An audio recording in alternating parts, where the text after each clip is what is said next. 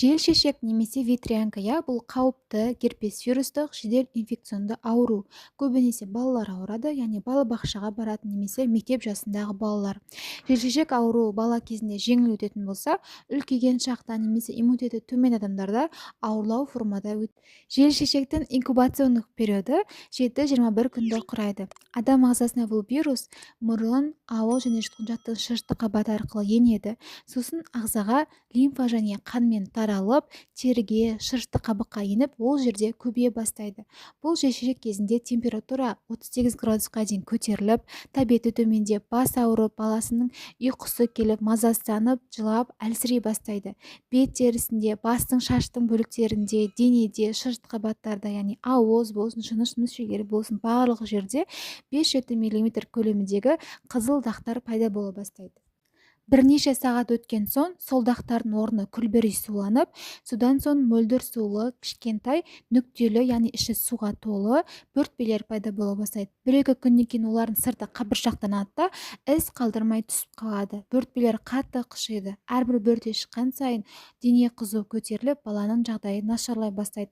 Бұндай кезде баланың тырнағын алу керек, яғни тырнақпен тырнап, ары қарай өршітіп алмауын қадағалау керек.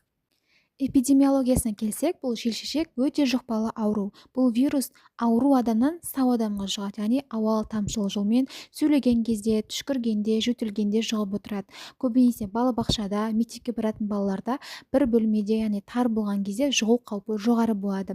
Ал кішкентай балаларда, көбінесе 6 айға дейінгілерде ауырмауы мүмкін, себебі анасынан баласына берілген иммунитетке байланысты.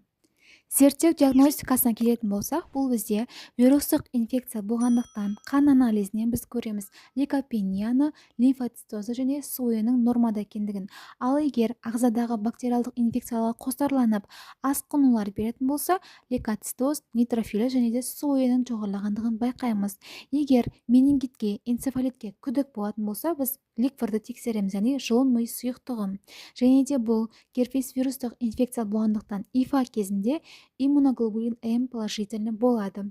Сонымен қоса, энцефалит кезінде инструменталды зерттеу бойынша КТ, МРТ бас миынан жасалатын болады, тек қана көрсеткіштер бойынша.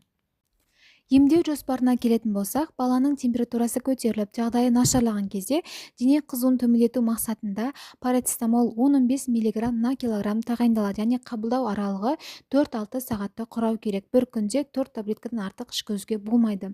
Немесе ибупрофен 5-10 мг на килограмм, бұнда күніне 3 реттен артық қабылдамау керек. Немесе бұларды іше алмайтын жағдайда ректальный түрде свечасын қолдануға болады.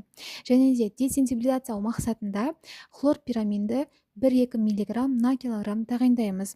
Сосын бұрынғы кезінде бөртпелердің үстіне зеленка жағатын болса, қазіргі таңда олай емдемейді, тек қана каламинді қолдануға болады. Каламин табылмаған жағдайда циндолды қолдануыңызға болады.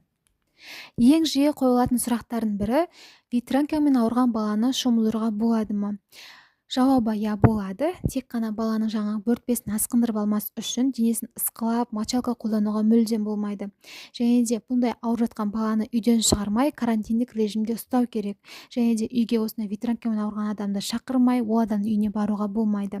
Таза ауаға, далаға шығуға болады, бірақ басқаларға жұғып кетпес үшін алыстау ұстау керек. Бұны 3 апта ұстаймыз, себебі жаңағы айтқандай инкубациондық периоды 21 күнге созылғандықтан. Енді бұл ветрянкаға қарсы екпе, яғни вакцина бар. Бұның аты Варилрикс немесе Варивакс деп аталады. Бірақ бұл кәдімгі календарға енбеген, яғни уақытылы шақыртылып, больницаға салынбайды. Яғни бұның барлығы ақылы түрде жүргізіледі.